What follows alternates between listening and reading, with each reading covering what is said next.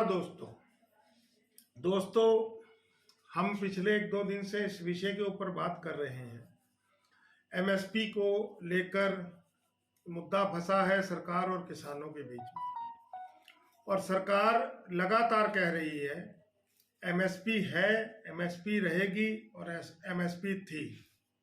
बात स्पष्ट कोई नहीं कह रहा है।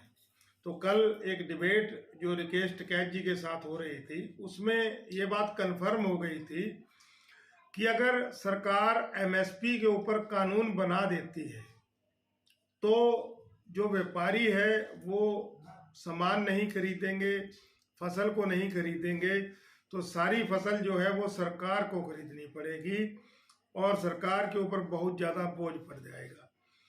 तो दोस्तों, जमीनी हकीकत की सच्चाई को स्वीकार कर लेना चाहिए सरकार को कि एमएसपी के ऊपर कानून बनाने का नुकसान है।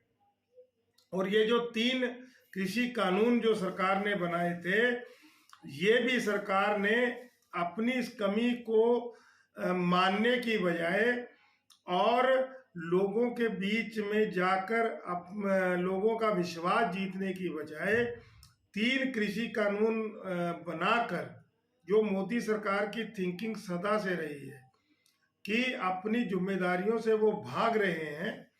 गुणगान वो भारत की तरक्की का करते हैं और जिम्मेदारियों से भागकर, जैसे वो हर विभाग को निजीकरण के अनुसार करते जा रहे हैं, प्राइवेट संस्थानों के हाथ में करते जा रहे हैं, ऐसे ही उन्होंने खेती को निजी हाथों में सौंपने का फैसला लिया था।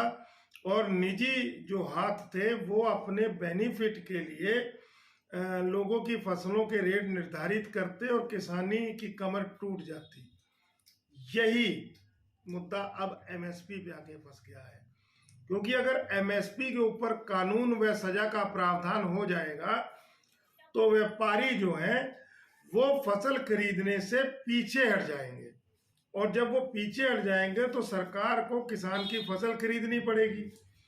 फिर बात जो आती है, जो इस समय धान की खेती में खास तौर पे आती है, वो दोस्तों ये आती है कि फसल की क्वालिटी अच्छी नहीं है, फसल के जो दाने हैं वो डैमेज है। इस आधार पर जो व्यापारी हैं वो फसल की कीमत को प्रभावित करते हैं, और एमएसपी पे अगर कानून बन जाएगा तो वहां पर यह चीज होगी कि इस निर्धारित रेट से ऊपर आपको उस फसल को खरीदना पड़ेगा, और अगर उसकी क्वालिटी डैमेज है तो आपको मिनिमम, मतलब कि निम्न स्तर से रेट को निर्धारित करते हुए, मान लीजिए कि 1940 रुपये धान का प्रति क्विंटल का रेट है, तो अगर आपके धान की क्वालिटी बढ़िया नहीं है तो आप जो है उसको 1940 में तो आपको खरीदना ही पड़ेगा। जबकि अब व्यापारी क्या करता है, आपकी फसल के बीच के अंदर की कमियों को बताकर वो आपकी फसल को 1200-1300 रुपये में खरीद लेता है, और बाद के अंदर सरकारी दायरों के साथ में, सरकारी अधिकारियों के साथ में तालमेल बनाकर उस फसल को 1940 के रेट पे बेच दिया जाता है। इस बात का सबूत हम कैसे बता रहे हैं, आप चलिए जो गोदामों के अंदर माल लोड हुआ है उनकी गुणवत्ता को चेक कर लीजिए, सच्चाई आपके सामने आ जाएगी, सत्यता आपके सामने आ जाएगी।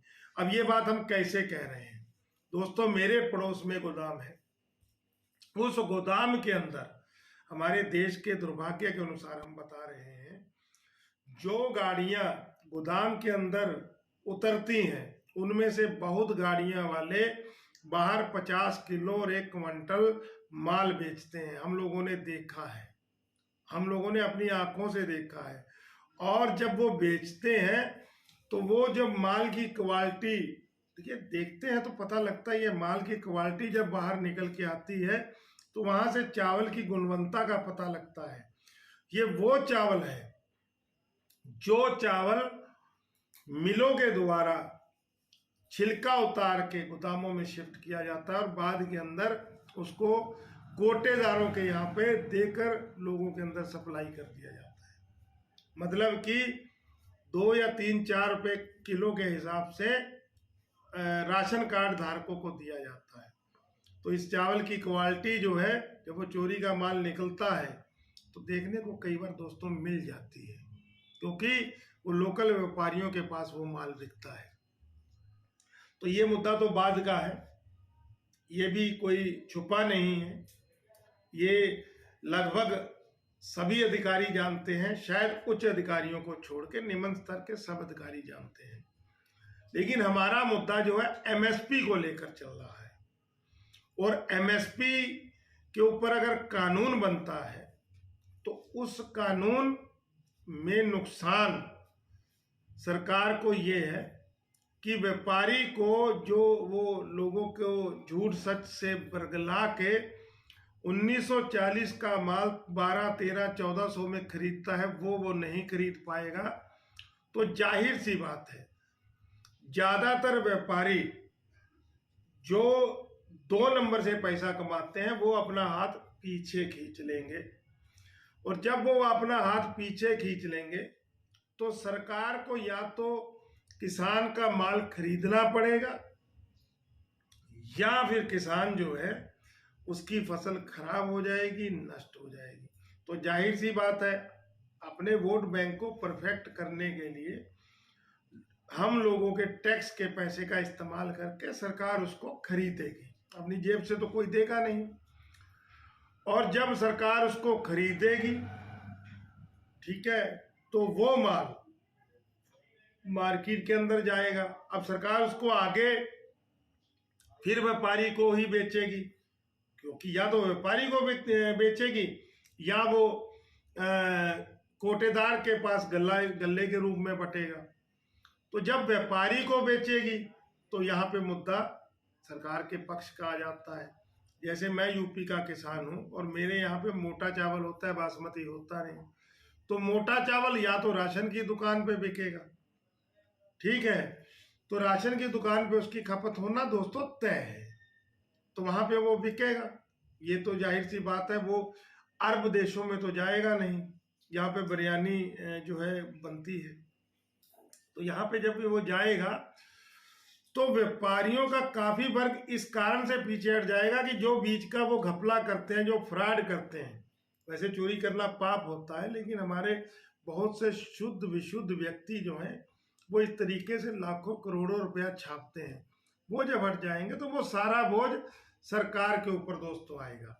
तो कहने का मेन मेरा तात्पर्य और मेन मेरा मतलब ये है कि एमएसपी का रेट निर्धारित होने के बाद में दोस्तों व्यापारी जो है पीछे हट जाएगा। ये बात सरकार की कहनी है, और सरकार के अलावा जो मतलब कि मार्केट के विशेषज्ञ हैं उनका कहना है कि व्यापारी के पीछे हट जाने के बाद में सरकार के ऊपर बोझ बढ़ेगा। तो दोस्तों अब समस्या कहाँ आ रही है? पहला नंबर तो गेहूं, चावल, गन्ना, मतलब कि गन्ना तो चीनी, इसका उत्पादन हमारे देश की जरूरत से ज्यादा हो रहा है। मैंने कल भी कहा था, परसों भी कह रहा हूँ, आज भी कह रहा हूँ, मैं मानता हूँ। तो जाहिर सी बात है, हम लोगों को खेती जो है इस तरीके से चलानी है, लेकिन हम लोग जो है खेती इस तरीके से तभी चला पाएंगे जब सरकार हम लोगों को सपोर्ट देगी, हम लोगों का साथ देगी। लेकिन खेती अगर काश्तकार के लिए घाटे का सौदा है तो उस घाटे के सौदे को प्रॉफिट का सौदा बनाने के लिए पहला नंबर सरकार को ईमानदारी से धरातल के ऊपर खड़े होकर ये बात को मानना पड़ेगा कि एमएसपी से नुकसान हो रहा है, तो हम लोग ऐसी फसलों को बीजें जिससे व्यापार को बढ़ावा मिले, व्यापारी जो है उस माल को खरीदने के अंदर इच्छा जताए।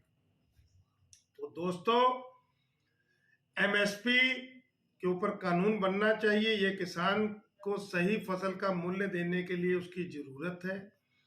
लेकिन दोस्तों हमारे खेती के जो चक्र है उसके अंदर भी बदलाव होना चाहिए। ये मेरे देश के व्यापार की ज़रूरत है। लेकिन मैंने ये वीडियो इसलिए डाला है कि आम जनमानस को ये कह के आप भ्रमित मत करिए कि एमएसपी है, एमएसपी थी और एमएसपी रहेगी। आप लोगों को भ्रमित करने के लिए एमएसपी का ऐलान तो करते हैं, लेकिन खरीद एमएसपी के अनुसार नहीं होती है। मैंने अपनी इस वीडियो के अनुसार व्यापारियों के बीच में जो होने वाले किसानों के साथ का जो फ्रॉड है उस फ्रॉड को जग जाहिर कर दिया, और इसी फ्रॉड को ख़त्म करने के लिए एमएसपी के ऊपर कानून होना चाहिए, सजा का प्रावधान होना चाहिए, जुर्माने का प्रावधान होना चाहिए। उसके बाद में जो माल पहले किसान से खुली डकैती होती है, जब खरीदने के बाद में सरकार उस माल को कोटेदारों तक पहुंचाती है, तो उसके बीच में जो खुली डकैती होती है उसके ऊपर विचार विमर्श होना चाहिए। ये बात हम आपको स्पष्ट कह रहे हैं। क्यों? क्योंकि जो माल चोरी होता है किसी भी रूप में, चाहे 1300 का माल 1940 के अंदर सरकार को बाद में थोपा जाता है, वो भी मेरे टैक्स की चोरी है जिसको मैंने पे किया है। और सरकार के खरीदने के बाद में, मिलों में छिलका उतरने के बाद में, मिलों में पॉलिश उतरने के बाद में, मिलों को पेमेंट करने के बाद में, उसके बाद में गोदामों तक ले जाते टाइम जो मिल वाले या ट्रकों वाले रास्ते के अंदर, सभी की नहीं कह रहा हूँ, जो कुछ लोग करते हैं वो भी मेरे द्वारा खरीदी की फसल की चोरी है। उसके बाद गोदामों के अंदर माल का जो घपला होता है ये भी जग जाहिर है। उसके बाद उस फसल को जानबूझ के खराब कर दिया जाता है, पानी डाल दिया जाता है, ये भी जग जाहिर है। तो अधिकारियों से कोई बातें छुपी नहीं है। प्रशासनिक अधिकारी काफी हद तक इस सत्य को जानते हैं। तो दोस्तों, इन सब चीजों के ऊपर अंकुश लगाने की जरूरत है। क्योंकि मैं सोशल मीडिया के माध्यम से जुड़ा हूं, तो मेरी एक नैतिक जिम्मेदारी है कि इस सब फ्रॉड को हम लोगों के सामने लेकर आए। और जो आज की किसानों की डिमांड है 3 कृषि कानून की वापसी के बाद में कि एमएसपी के ऊपर कानून बनना चाहिए, वो कानून उसके ऊपर बने। और अगर मेरी वीडियो आप लोगों को अच्छी लगी है तो प्रार्थना है वीडियो को लाइक करें, शेयर करें, मेरे चैनल को सब्सक्राइब करें। और जो मेरी बात है, अगर ये बात सही में है तो हम लोग मिल के प्रयास करें। क्योंकि एक बात यहाँ पे सही है कि आज मेरे देश का अगर किसान परेशान है तो भी हम लोग परेशान हैं, क्योंकि मैं किसान भी हूँ और मैं एक अच्छा नागरिक भी हूँ।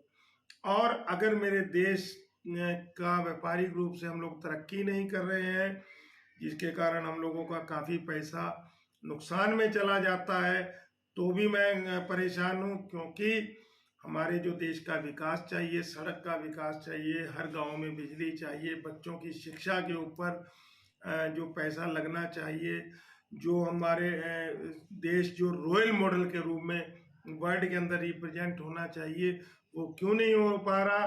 क्योंकि जो पैसा ईमानदारी से हमारे देश के विकास में लगना चाहिए, वो पैसा जो है वो कहीं ना कहीं गलत तरीके से उसका इस्तेमाल कर लिया जाता है। और मात्र कुछ वोटें पाकर हम अपनी सरकार बनाकर बैठ जाते हैं और आखिर के अंदर हम लोगों को सबको उसका नुकसान उठाना पड़ता है।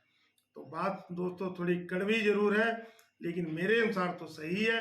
और अगर ये मेरी बात गलत हो तो मैं यहाँ पे क्षमा मांगता हूँ, लेकिन कमेंट करके मेरी बात को सही या गलत का अर्थ मेरे को जरूर बताइएगा, ताकि मैं दूसरी कुछ वीडियो में इस बात की सत्यता को लेकर आऊं।